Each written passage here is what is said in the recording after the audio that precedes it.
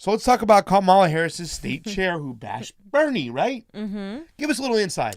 So Kamala Harris, who is polling at 2% as a top tier candidate. Stop making fun. Top tier. Sorry, I mean I know I'm a top tier candidate. I wish we had the video to show because that's just like the side by side is hilarious. But after sending her condolences for Bernie after he had his heart attack, she basically said it was unsound for Bernie to be elected after a heart attack. Her representative said that, to be clear. Her representative is Bobby Rush. He is from Illinois and a Democrat. And this was said during a discussion about the Democratic primary battle and at a meeting with the Chicago Sun-Times editorial board. And basically what he actually said was, don't be so egotistical regarding Bernie Sanders' health, so self-centered that you want to put the American people in your family into that position where day by day they don't know whether you are going to have another heart attack. You don't want to do that. The demands, the rigors of campaigning, the rigors of that office is too great, too important. And this is Rush, who chairs the Illinois Kamala Harris campaign, who himself is 72. Yeah. And he was asked, should I step down too? Yeah, like, what's a 6-year difference? Are you freaking kidding me? Did you see that shirt too he was wearing? Did you see that shirt? No. That shirt looked like it cost a lot of money. It looked like snakeskin shirt or something. That's gross. And when they directly asked him if Sanders, who's 78, should quit, and he said, I am not saying that he should drop out. No, I would not say that. I am just saying that it is pretty arrogant, self-centered, and to me unsound for the American people to elect him president.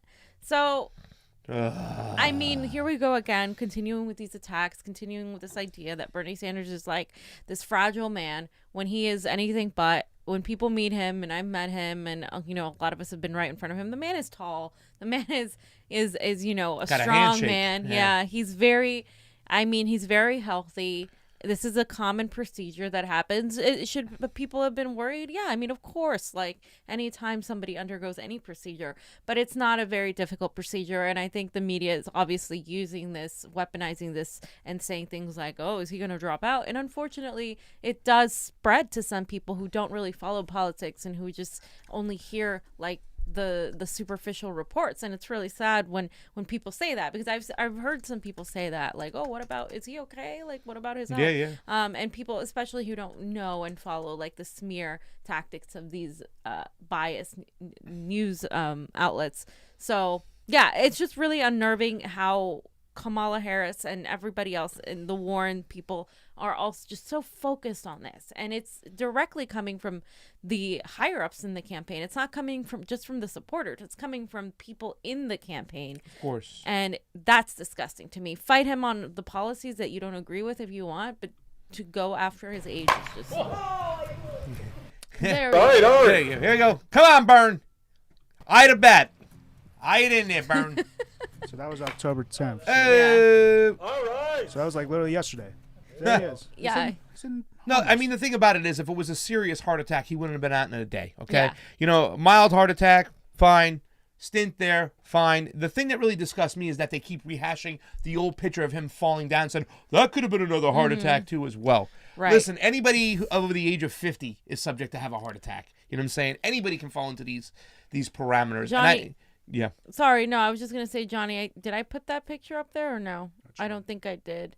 But there is a picture that that CNN did post recently. Where when they made him red. They made him. Blotchy. Yeah, they used the old picture. Yeah. That There it is. Yeah. Very, very blotchy. Take a look at this. It's really disgusting. They're going to use these tactics all the way through, though, fam. They're not going to stop.